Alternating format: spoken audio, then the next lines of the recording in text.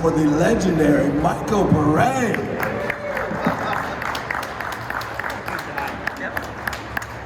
Hello, New Jersey. Hello.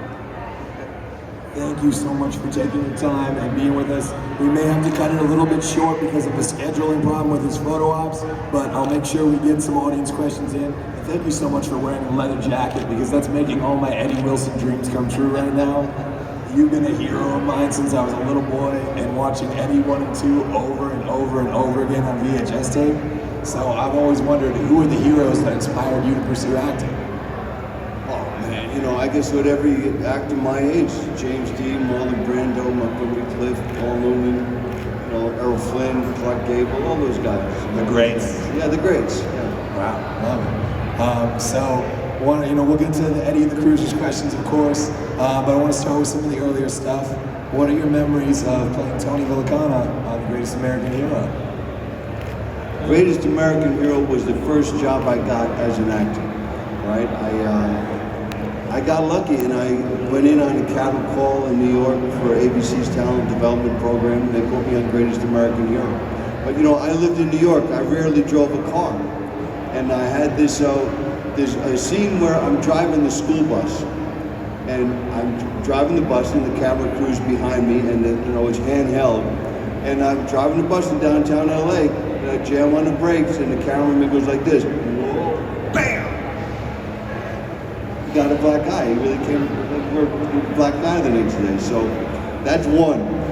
Learning to drive on a movie set is not the smartest thing to do. The next season, I have the Villacana Piranha. You know, that big convertible that I drove the gang around in. They're on the back, the camera crew. And I jammed, and boom, 3 of them fell off. So we're not really big on the Villacana Piranha anymore. Pare can't drive. Oh man, amazing. So yeah, of course, it was a wonderful thing, man. Here I was in a big Hollywood television show, and I was ready to go back to the kitchen just before I got that audition. Oh my God, wow. I've been working in the restaurant business a long time myself, so I'm glad you didn't go back to the kitchen, believe me. Very, very glad. So not too much longer came Eddie and the Cruisers, of course. What are your earliest memories of the project, or your first impressions of the project? You know, it's about Greatest American Hero. We were shooting the second season. We had a double episode in St. Croix in the Caribbean. And we fly back through New York. And me and Don Cervantes, the Paco in the show, I said, let's get off the plane. We don't have to work for a couple of days, and we'll go and stay at my brother's. And so we're crashing on the Lower East Side, and my agent called up and said, what do you mean you didn't come back to LA? And I said, I don't work until Thursday. She said, yeah. All right, I got you an audition. And that's when I met Marty Davidson. Well, I just happened to be in town when I met Marty. You know, my career has a lot to do with things just happened. I just happened to be in the right place at the right time. And, you know, you might have heard this story, but when I first met Marty, he's not a nice guy, you know, because he's making a movie about a rock, and he's trying to create a rock and roll icon, and it's not something you can just cast, right? Oh, definitely. So in the first meeting, he's saying, "So, are you a musician?" And I said, "Yeah, man." "Do you play?" I said, "Yeah, I play guitar like Jimi Hendrix." "And you sing?" And I said, "Well, it's more like Sinatra." And I had never played a guitar, I had never sang a note, but I figured it was just a goof because I happened to be in New York. I didn't expect to get it. So after 3 or 4 more meetings, this is the best story. There's a guy named John, a guy who said, "You light up my life." He's on the poster for doing the music. Jim Brooks. Jim Brooks. He wrote "You Light Up Your Life." So me and Marty and Matthew, we're doing this improv stuff, which is just typical actor stuff, which is okay. It's like an exercise. And Marty says, "Okay, we're gonna go see Jim Brooks." And I said, "Who's that?" "He's doing the music." I thought, oh no. So we go uptown. He's on the Upper East Side, and then we go into this townhouse, right? So you know this guy has a lot of dough. We go into the downstairs studio, and he has a whole wall of music awards. all right, the jig is up. And they're gonna find out that I can't do this, right? So Jim Brooks has a stutter, so right away I'm thinking, oh man, this is just too surreal. We walk in, and Jim Brooks sits down at the piano. He says, okay,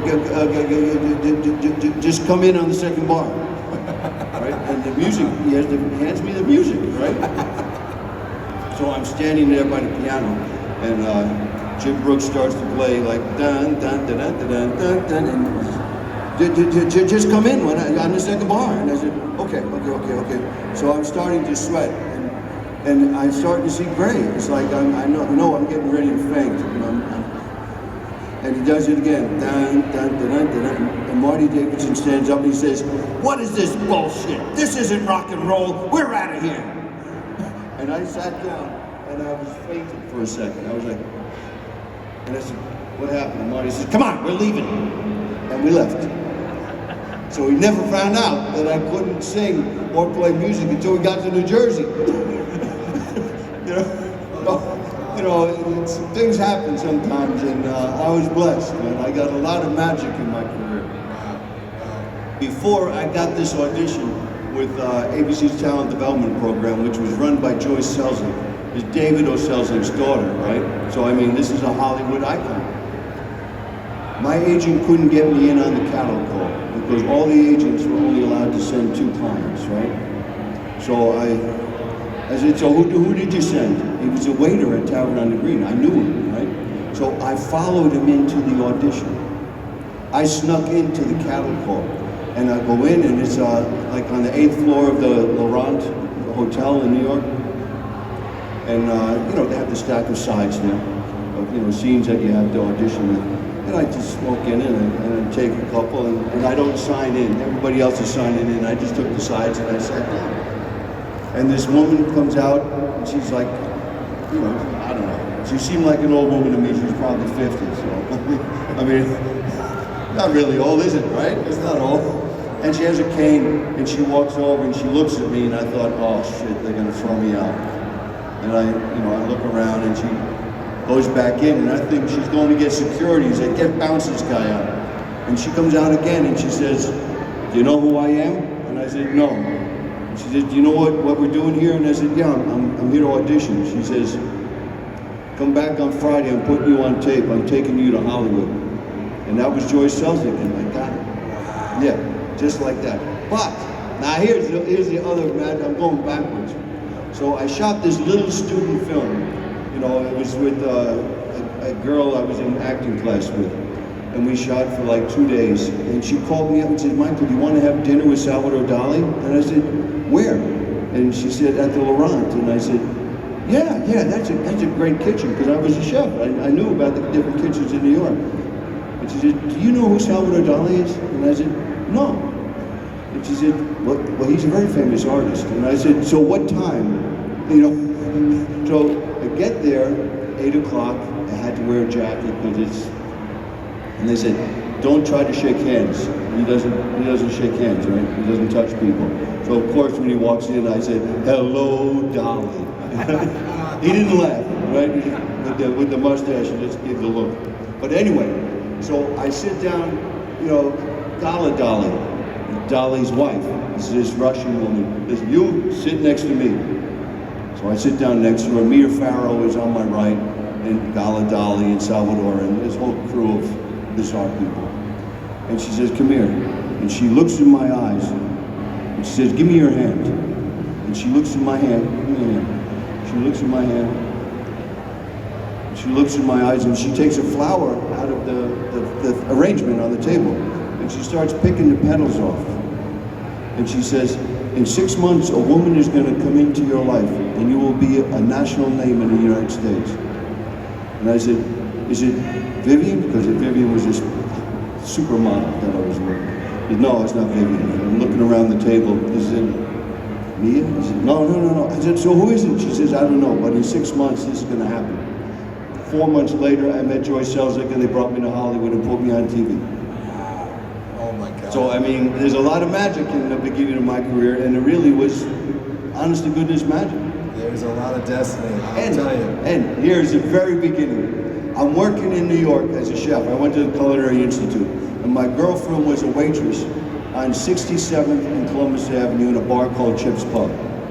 And I used to go down there every night after work, and you know, I could drink at the bar till she was finished her job. And this woman kept sitting down next to me like 3 nights in a row, asking me if I was an actor or a dancer or something like that. And I'm kind of blowing her off because, you know, my girlfriend was there, and I thought she was just hitting on me. She was an agent, and she sent me to my first acting class in Carnegie Hall. Yeah, and just before I left for you know, I just shot a movie in Rome. Just before I left for Rome, she called me up and said, "Michael, it's Yvette." And I said, "Yvette, oh my God." She says, "Yeah, I'm back in Los Angeles, want to have lunch." So there it is. It's like when I get back to LA, I'm going to have lunch with the girl who brought me into show business. Well, she's not a girl anymore. She was, you know, Yvette Bigelow. She's like, I don't know, she's got to be 70. Wow, that's incredible. 70 something. This is you. Thank you so much. You're dropping such amazing pearls. I love all these stories. So one thing I've only been curious about was the sleeper hit status of Eddie and the Cruisers 1. Was that a big surprise to everybody? You know, I don't think we knew what we had. You know, because like I said, we shot it on the hiatus of Greatest American Hero. We shot that. I shot like 4 or 5 more episodes of Greatest American Hero, and somehow I got a job in Australia. And when I got back, suddenly it was like, "Michael, Eddie's big." And they put it in a theater for a couple of weeks, and then they pulled it, and then they ran it on HBO, and then it got in the theater again. So it was right at that time where HBO was having a big impact. Yeah. You know, the same thing happened with Robert Duvall's movie, The Great Santini. I first saw that on HBO, and then it got so much juice that they re-released it in the theater. Wow. Yeah, they didn't realize the impact of cable television and streaming, you know, Hollywood movies, you know, like just like releasing it in the theater. And then the added bonus of the soundtrack. I think the soundtrack, of course, really pushed the movie to another level. Yeah. And one thing I've always wondered about is, do you have a preference between the soundtrack to Eddie 1 or Eddie 2? I like Eddie 1 more, Yeah. because it was all about discovery. I mean, I didn't know anything about music, but Helen Schneider, who played Joanne Carlino, right? her manager, husband, lover, he kind of taught me. He was my secret weapon, because nobody knew how to do this. The reason they didn't want to hire a real rock and roll star is because then it would have been, they were looking at Rick Springfield, because then it would have been a Rick Springfield movie. And they had Southside Johnny became a technical advisor. It would have been a Southside Johnny movie. Or Kenny Vance wanted to do doo-wop, and they didn't want it to be a vehicle for an established rock and roll guy. Everybody in the cast was actors. Helen was, you know, a rock and roll star in Germany, but she was a chick, right? So there was nothing there. The Tunes played saxophone, but we were all actors acting as a rock and roll band. Have you kept in touch with Tunes? Yeah, I stay in touch with him every once. He'll give me a call out of nowhere sometimes. He said, "Hey, Michael, you know, we're going to be in your neighborhood." And I said, "Dude, I'm in Holland, or I'm in Italy, or Germany. I'm sorry." I finally got to see a John Cafferty concert just about the summer before COVID, and Tunes, you know, they play a 3.5-hour set, almost no break, and Tunes stays on stage for another hour and a half after the show, wearing his sax, signing shit for free for people. This guy's amazing. He's 84, talking about all his great-grandkids, and I honestly felt like I'm watching Michael Jordan right here. I've never seen a sax player like this. Is the fucking guy. Yeah, it was really incredible. So all of his kids are musicians also, and his grandchildren. Oh, wow. Yeah. I probably know their work and don't even realize it. Yeah, they played with Michael Jackson and all like major stars. Really? Yeah. Holy shit. Yeah. Wow, probably do know who his kids are. So of course, have to ask about Streets of Fire, another one of my all-time favorite films, and there's just so much to unpack there, but any favorite stories or memories from working on Streets of Fire? Well, you know, we shot for 50 days, and that's a long shooting schedule, right? And you know, a lot of you know, I can't tell you these great dramatic stories, but I had never ridden a motorcycle. I had never been on a motorcycle, I could barely drive a car, right? So the night before, I have that scene where I come riding down the hill and I turn around and I said, all right, I'm gonna run these guys for a while. It was raining in Chicago, and the prop guy he was from New York, you know, and I'm saying, I said, dude, I never rode a motorcycle. He says, what are you gonna do? And I said, I don't know, I'm gonna get on the fucking thing and see what happens. And he says, so him and the teamster who's in charge of the vehicles, I was riding a motorcycle up and down the alley, you know, just like boom, and then they had to come and turn it around, and you know, and I did this for like, I didn't know, again, it's one of those things where I didn't have any idea what I'm supposed to do. And I said, is there any tricks? And he said, don't shift gears. Just put it in a second and come down, clutch, and jam on the brake. And I just got lucky, and I came down and jammed on the brake, and it turned at just the right moment. I did my line, and they said cut, and it was like, man, because I had to ride the motorcycle right up, you know, like the camera, say you're the camera and the whole crew, imagine, the big crew, it's 15 people around. $25 million movie, and I come up in the motorcycle and vroom. All right, you run, take off, I'm gonna run these guys for a while. They don't know how close they came to like a major accident. It could have been anything, you know? They did the same thing with that Mercury. I didn't know how to drive a stick, and the same prop guy, he says, it's real easy. You push, you pull, and I said, It's the same guy who never learned? yeah. So, it'll be fine. You know, that was, then there's a scene where we're on a universal backlot, so it wasn't that dangerous.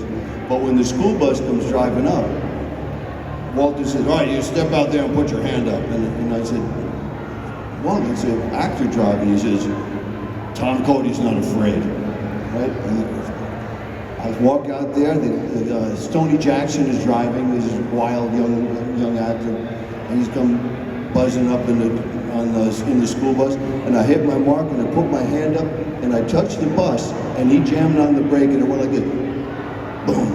And it looked like I stopped the car with my hand. It was just hitting that mark, and boom, boom. Because, you know, that happens when you break in a car. So, a lot of magic. You know, that's why I say I am a grateful actor and grateful to be employed in the entertainment industry, because I have been blessed. I have had a lot of magic working on my part. You put a lot of magic up on the screen yourself. I could feel the magic just sitting next to you. Honestly, I'm a huge fan. So I don't want to hog the mic too much, guys. I just want to reiterate, as soon as I see hands go up, I am happy to call out audience questions, but I do have plenty to go in case you get shy. I understand how it is. So jumping a little bit out of order, but I would be so upset if I did not ask you about doing The Virgin Suicides, another one of my all-time favorite films. I just happened to be in Toronto, right? And I had auditioned for Francis Coppola and Fred Roos. And I don't know if he knew I was in Toronto, but Fred Roos called me up and said, Michael, Sophia's doing a movie in Toronto. We only need you for 2 days. Would you be interested? I said, yeah, when? And that's how I got it. Wow. Yeah. And, here. So I'm on the set of like the detox rehab where you discover me. And here's this woman with this big handheld camera walking around. And she says, oh, don't worry about me. I'm Sophia's mom. So it's mom doing the EPK backstage footage, and it just, I could have been walking into somebody's kitchen, and she said, don't get in the way, because I'm going to start rolling. Just a very nice woman. You would never know that she was the wife of Francis Coppola, the mother of the director. Wow. Yeah, just, don't worry about me, I'm Sophia's mom. Don't worry, yeah. Just Sophia's mom here. So another one, again, jumping out of chronology here, but another one of my all-time favorites, John Carpenter's Village of the Damned. Any memories there? You know, John writes, directs, produces, scores. He does everything. And he brought us up to Northern California where they shot The Birds. You know, so it was all kind of Right here. So I meet John. He's like in Toluca Lake. He got a house there, and he wanted to meet me. I didn't have to audition. Just had to talk to him. We talked about a little bit about politics, about Hollywood, about family and stuff like that. And he says, "All right, yeah, this is gonna work." And I said, "So what's next?" He says, "Well, we start in a month. We'll have you up there." And I was like, "Yeah, John Carpenter just hired me for his movie." Yeah, that was a lot of fun. Christopher Reeve, that was his last movie, right? Yeah. But John's wife, I forget her name, Sandy King, they had a big house up there, John and Sandy, and it's John Carpenter, right? And Sandy says, I'm having a few people over, and we're gonna have like a big potluck. And I said, oh no, not a potluck. I'm gonna make bouillabaisse. And she says, and I said, do you cook? And she says, well, we put it all in a pot and we steam it. And I said, oh, so it's more like a clam bake, clams. And she says, yeah, why? And I said, I'll make curry, right?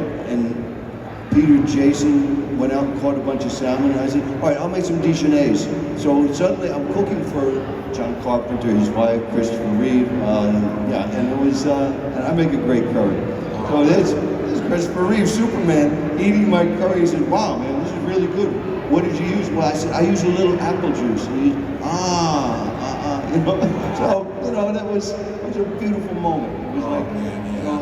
It was it was, I imagine what it was like when you were making movies in the 50s and the 60s and you go off to location and it really is that familia thing, I just want to be in a room with John Carpenter, Superman, Eddie Wilson, and Luke Skywalker talking about the curry. Yeah, right, yeah. That's where I want to be in that room so bad. Oh my God.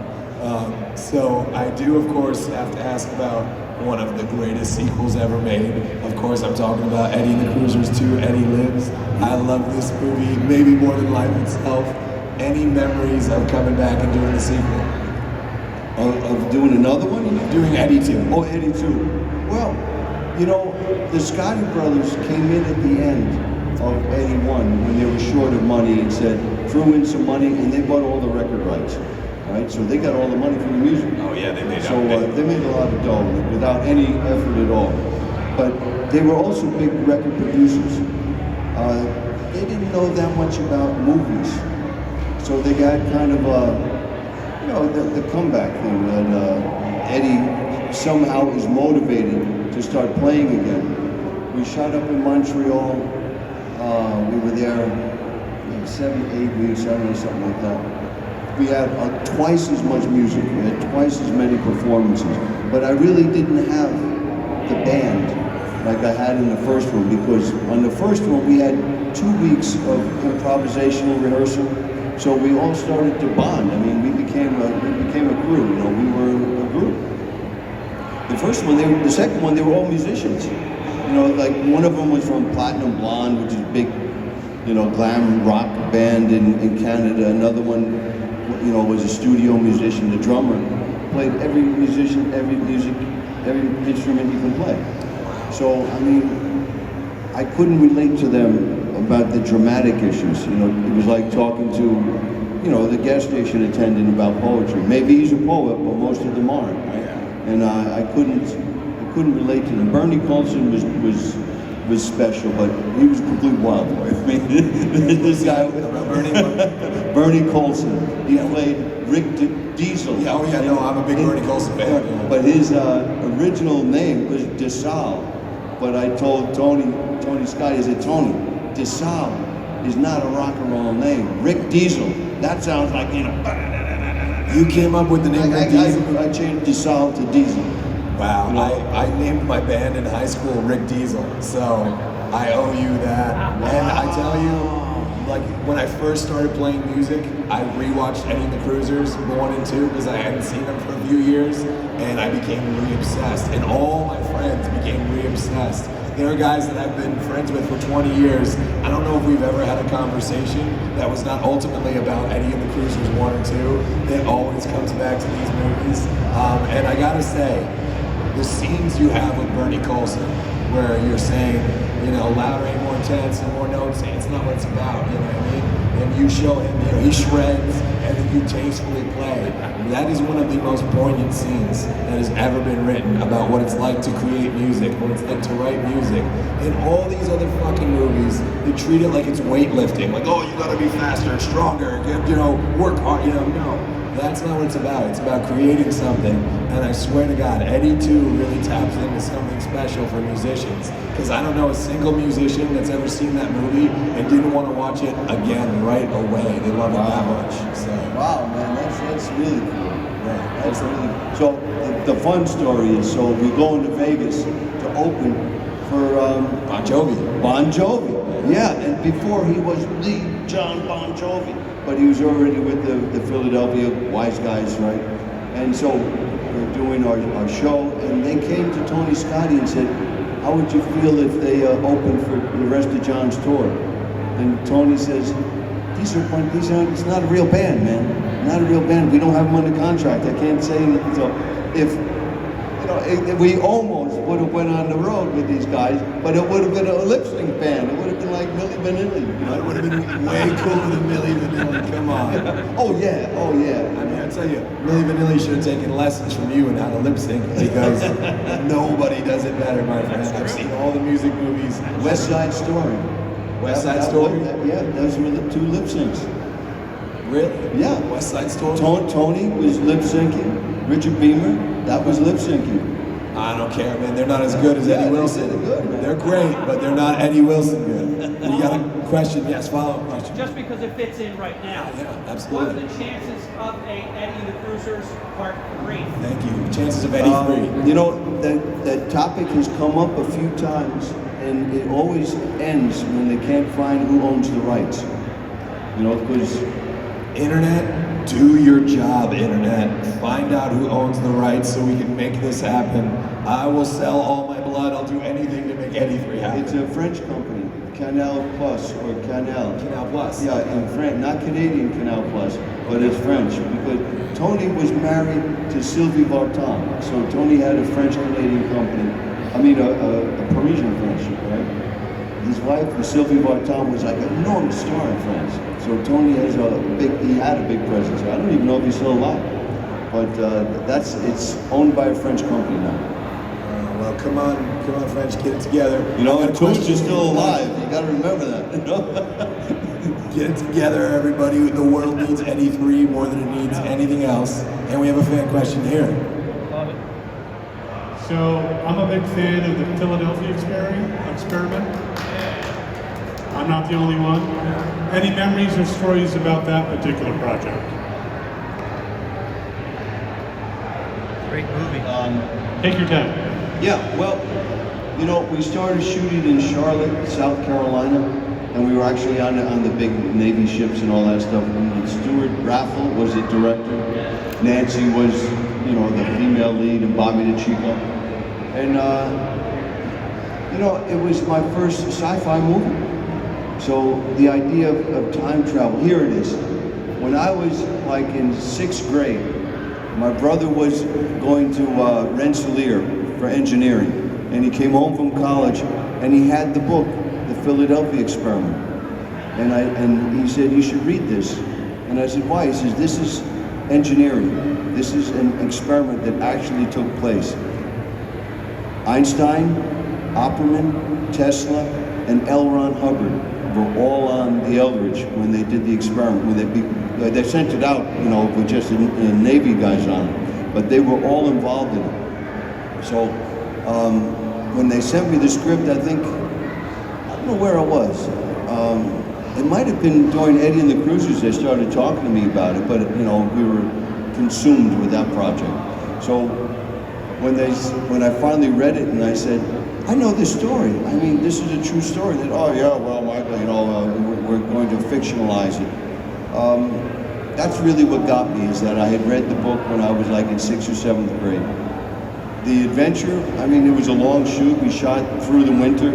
We burned an entire town down in the salt flats.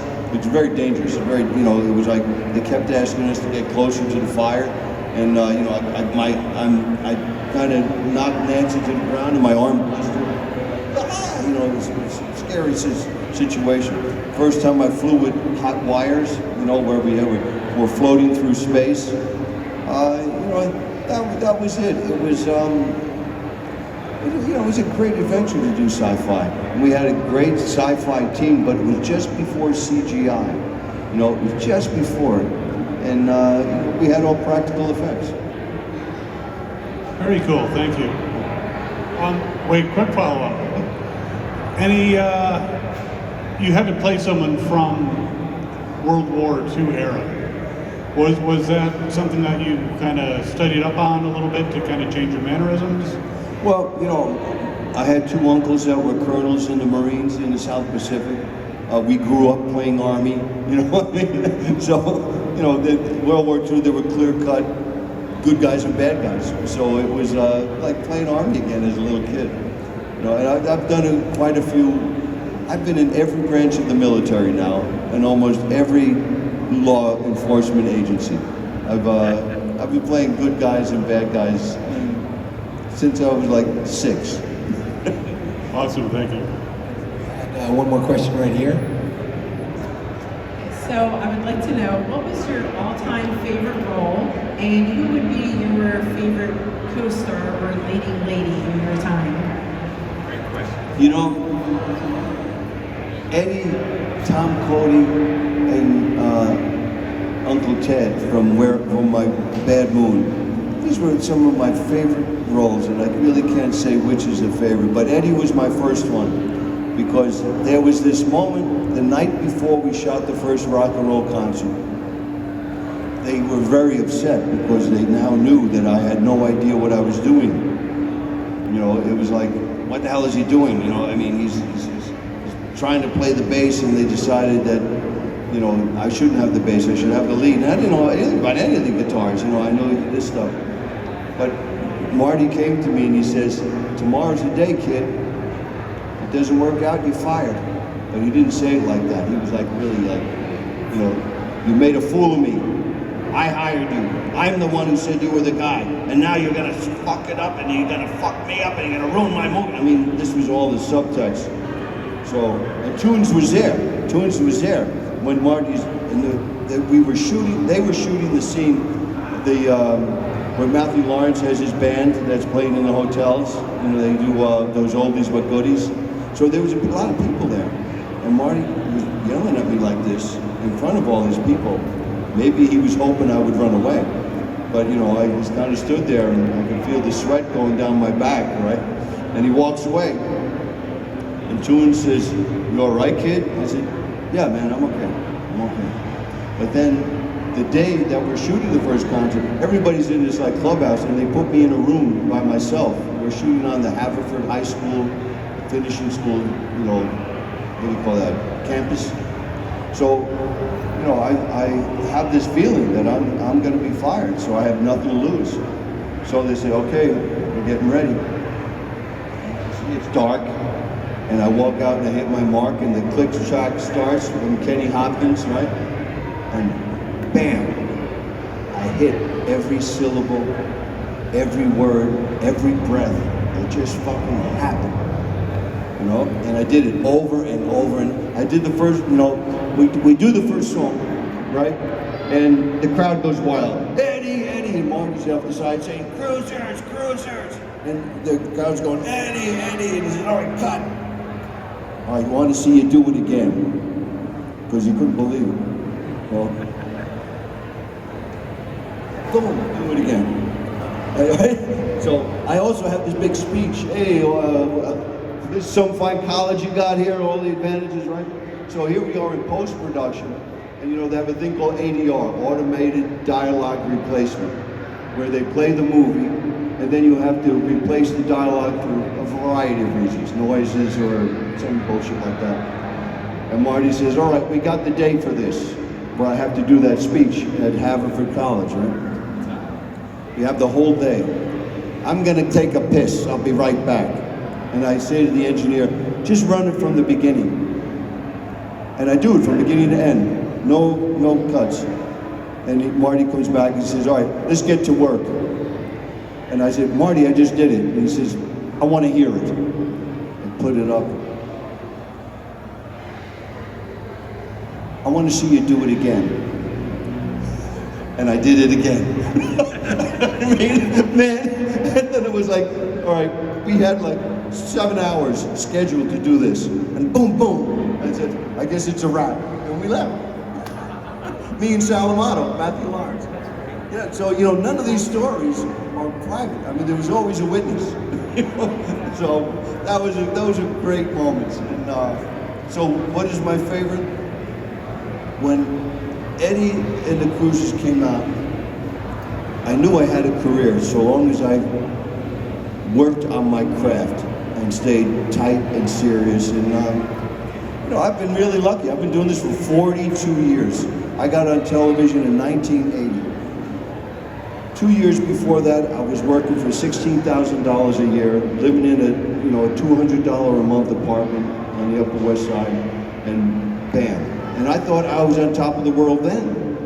I had my own apartment, it was one room, but I was in Manhattan and I was in a great restaurant, and I thought, yeah, I made it. I'm gonna have a career as a chef. I'd worked with a great chef at Tavern on the Green, and I was offered a job. The chef at Cafe Europa, which was on 74th Street and Columbus Avenue. I lived to be just a couple of doors down from that. The chef there said, Michael, my brother has a restaurant in Marseille. I can get you a job there. You have to go there and you have to start chopping vegetables and doing the piss work until you learn French. And then I met Yvette Bikoff. And I went over, I was living with this girl. I went over to my brother's apartment and I said, what do you think? And he said, Michael, you already got a cooking career. Go to acting class, see if you like it. So I went to Carnegie Hall and it was like, this is the last story, then I gotta go, right? So my brother says, how was it? And I said, you know, Terry, as a cook, none of the waitresses will flirt with you because you're a cook and they all want to be actors, models, singers, dancers. As a cook, they're not interested. But as an actor, if you could do a scene in class, suddenly they didn't care if you had any money or if you lived with your parents because they want to work with you. So suddenly, pretty girls are talking to this knucklehead who works in the kitchen. So I said, this is for me. Wonderful. Thank you so much. Thank you. Great question too. I know you said you had to go, but I did see one question here right now. You got shy now? Okay. Well, guys, I've taken up enough of your time. Put your hands together and come to Michael's table, get some pictures, get some autographs. I know he's got a lot more stories to tell.